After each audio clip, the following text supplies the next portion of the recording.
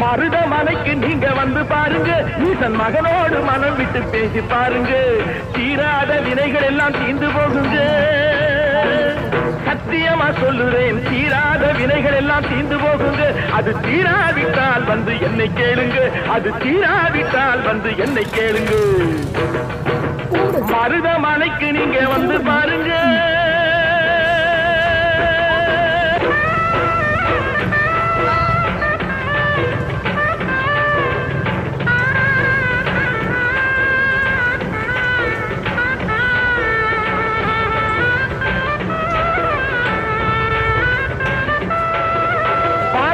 சிவனாரும் மிதிச்ச மலை, இங்கு பாம்பாட்டு சித்தர் வந்து வசிச்ச மலை.